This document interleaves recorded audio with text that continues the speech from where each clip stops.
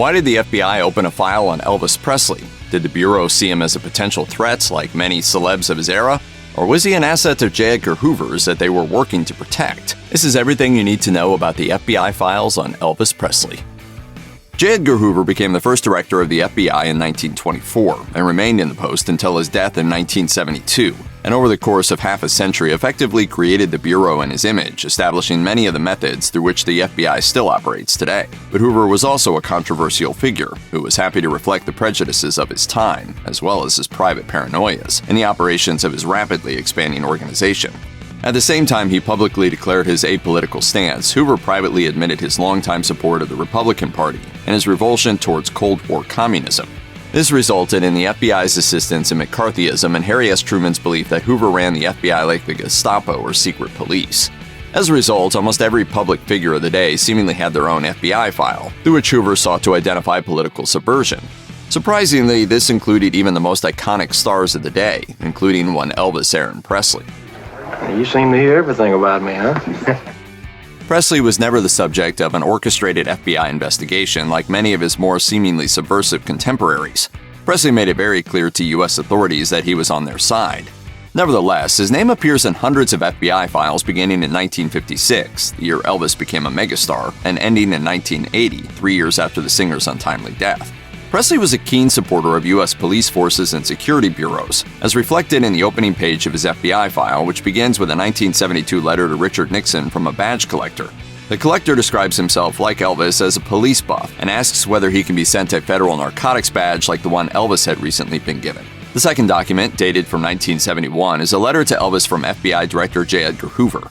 Hoover expresses his regret that he had been unable to meet the singer during his recent tour of the Bureau's facilities. Undoubtedly, Hoover saw Elvis as an ally.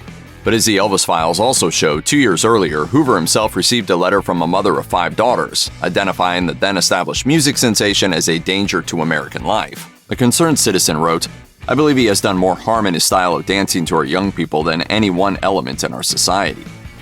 Well, I could do worse. While Presley was identified as a moral threat by a certain segment of society, he had his own ideas about who was actually ruining America's youth, and was happy to give the FBI the benefit of his supposed insight. In 1978, the year after Elvis's death, The Washington Post published an article featuring a released FBI memo from Elvis's files, which described the singer's willingness to become an FBI informant around the time of his visit to the Bureau's facilities in 1970.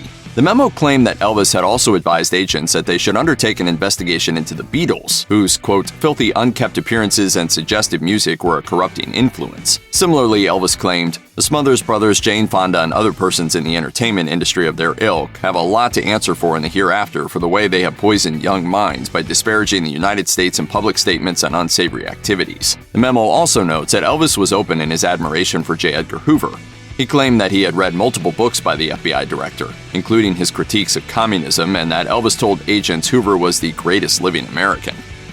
Though Presley's FBI files contain numerous instances of the singer's direct contact with the Bureau he admired, many others detail serious crimes plotted against the singer, including attempts at physical and mental harm, as well as schemes dreamed up by criminals looking to drain Elvis of his well-publicized wealth. The second batch of FBI files contains reports of death threats, including one from August 28, 1970, when a wife of one of Elvis's confidants received 2 anonymous phone calls from an individual who claimed that a madman was going to kill Elvis with a gun with a silencer. Other anonymous phone calls received at the time by Elvis and his entourage claimed that the singer was the target of a kidnapping plot, though nothing came of the threat. A memo from the third batch of FBI files details a postcard Elvis received in 1956 at the start of his career, which read, "If you don't stop this now, we're going to kill you." One of the most distressing incidents detailed in his FBI files again concerns Elvis as the victim of a crime, this time while the singer was serving overseas for the U.S. Army in West Germany. A memorandum found in the third batch of Elvis's FBI files states that Elvis was interviewed in 1959 concerning a blackmail attempt from a South African man claiming to be a dermatologist. It's all kind of mixed up.